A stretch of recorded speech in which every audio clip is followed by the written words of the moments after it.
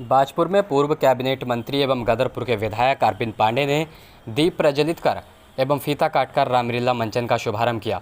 इस दौरान पूर्व कैबिनेट मंत्री अरविंद पांडे ने कहा कि भगवान की कृपा है कि सब उन्हीं की कृपा से होता है और यह बाजपुर के लोगों का साहस है कि जो तय किया गया है वह होना है। विगत 48 साल से हम यहाँ रामलीला होते हुए देख रहे हैं और मैं कमेटी के लोगों को बधाई देता हूँ कि रामलीला के साथ साथ गरीब कन्याओं के विवाह की बीड़ा भी इस कमेटी ने उठाया है और यह सकारात्मक काम है और मैं रामलीला कमेटी को बहुत बहुत साधुवाद देता हूं। रामलीला के साथ साथ गरीब कन्याओं के जीवन को बसाने का काम भी यह कमेटी करती है और इसी काम के लिए पूरे बाजपुर के लोग बधाई के पात्र हैं।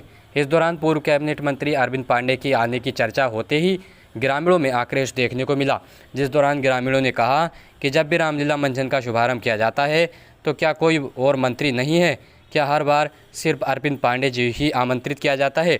वहीं ग्रामीणों ने कहा कि जैसे हमारे मुख्यमंत्री पुष्कर सिंह धामी जी उत्तराखंड से जांच कर रहे हैं, उसी प्रकार कैबिनेट मंत्री अरविंद पांडे की भी पूर्ण रूप से सीबीआई जांच होनी चाहिए, क्योंकि उन्होंने बिहार से लाकर अपने सगे संबंधियों को नौकरी दिलाने का काम किया है। यह सरासर गलत तरीका है। विधायक जी के बाजपुर पहुँचने पर क्या कुछ कहा बाजपुर क्षेत्र के ग्रामीणों ने, जरा आप भी सुनिए। पूर्व कैबिनेट मंत्री कौन आ रहे हैं ये तो आप बताओ, हमें तो पता ही नहीं। हमें तो अभी ये सुनने में आया है कि पूर्व कैबिनेट मंत्री मतलब अरविंद पांडे शिक्षा मंत्री रह चुके हैं, वो आ रहे हैं। लेकिन हम ये चाहते हैं कि इस रामलीला कमेटी में आने वाले हर रामलीला जब भी उद्घाटन होता है तो क्या मतलब और कोई मंत्री नहीं है, उत्तराखंड सरकार में कोई और मंत्री नहीं है। ये मैं नहीं कहना चाह रहा कि मतलब सरकार बीजेपी की हो या कांग्रेस की हो, और मंत्री कोई नहीं है कि हर बार में पांडे जी को ही आमंत्रित किया जाता है। ये कहना चाह रहा हूँ जैसे हमारे पुष्कर सिंह धामी जी उत्तराखंड से मुख्यमंत्री रहते हुए जिस टाइम जांच चल रही है, मैं कहता हूँ इसके लिए भी ऊपर से लेकर नीचे घनघोर तक मतलब जो उनकी चल रही है मीटिंग और इसकी जांच पूरी सीबीआई होनी चाहिए, जो कि उन्होंने बिहार से लाके यहाँ अपने उन्होंने सगे संबंधी उन्होंने यहाँ लगा दिए हैं। ये गलत तरीका है। कहना चाहेंगे मैं उसके कहने के लिए उनके कर्मों का फल है। अगर उनके कर्म अच्छे होते तो आज इस रामलीला मंच पर जिससे अच्छे मंचन होना है उसके लिए उनके शुभ चरण अगर यहाँ होते तो आज ये ऊपर वाला उनके लिए रास्ता खोला रखा होता, ताकि उनके विरोध में आज ऊपर वाले ने भी अपने जो है यहाँ तक दिखा दिया कि तुम्हारे चरण अच्छे नहीं है, उस स्टेज पे जाने लगे। यही कहना चाहूँगा कि कम से कम ये व्यवस्था बनाने के लिए ये अगर आते तो और ही कोई बात होती, अच्छे चाल चलन अच्छी ही सारी बात होने के बाद कम से कम मैं आपसे एक बात कहना चाहता हूँ कि जैसे कि यहाँ पर नौकरियाँ आई हुई थी, का बाजपुर में ऐसे लोग नहीं थे का ये जो है अपने देश के बुलाए गए लोगों को नौकरियाँ दी जाती हैं। कम से कम बाजपुर के ही आप रहने वाले बाजपुर वालों ने ही आपके लिए यहाँ तक नौबत दी, आपको यहाँ तक पहुँचाया बाजपुर वालों ने, क्योंकि बाजपुर की जनता नहीं है क्या, बाजपुर के बच्चे नहीं हैं, यहाँ पर पढ़े लिखे बच्चे हैं, सब कुछ जानते हैं, LLB BSc करे हुए हैं, क्या उनके लिए नौकरियाँ नहीं है क्या।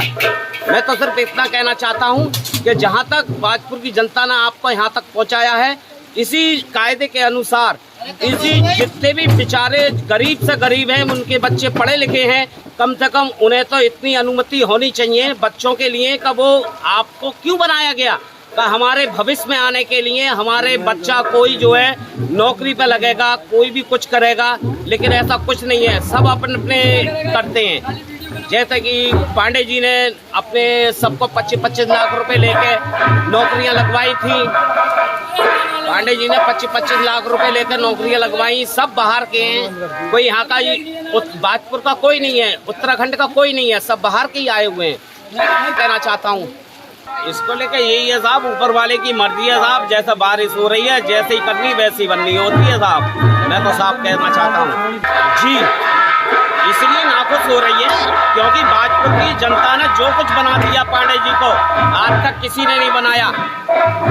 इसलिए ऊपर वाला भी देखता है कि जिसके जो इंसान करता है उसके लिए भगवान क्या हर चीज हासिल होती है। अरे नहीं, यही सवाल है कि कम से कम 3 सेट तो पढ़ना चाहिए।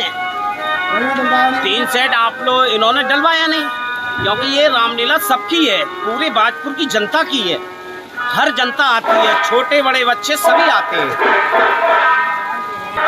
चेयरमैन रहे। पांडे जी ने विकास जब करा, जब पांडे जी यहाँ थे, जब पांडे जी गदरपुर पहुंचे तो पांडे जी जब यहाँ से जीते थे तो पांडे जी ने गदरपुर का विकास कराया था, यहाँ का नहीं कराया। दिया है बाजपुर की जनता को धोखा दिया है पांडे जी ने। पांडे जी तो 0%, 0%। ये भी हमारी बदौलत थी, जो इनकी सिस्टर आई थी, सिस्टर ने इन्होंने कहा था कि एक बार मौका और दीजिए। इनकी सिस्टर की वजह से ये पांडे जी को जिताया गया था।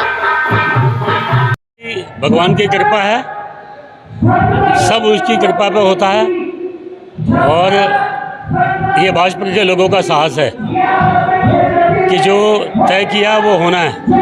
उसी कड़ी में विगत लगभग 45-48 साल से हम रामलीला होते यहाँ देख रहे हैं और मैं कमेटी के लोगों को बधाई दूंगा इस बात की कि रामलीला के साथ साथ गरीब कन्याओं के विवाह का बीड़ा भी इस कमेटी ने उठाया है और यह सकारात्मक काम है।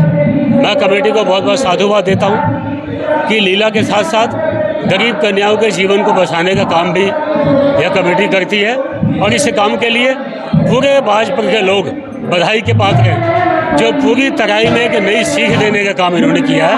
मैं पुनः कमेटी को इस बात का धन्यवाद दूंगा कि इस पुनीत काम के लिए मुझे बुलाया और मेरा सम्मान किया, इसके लिए धन्यवाद।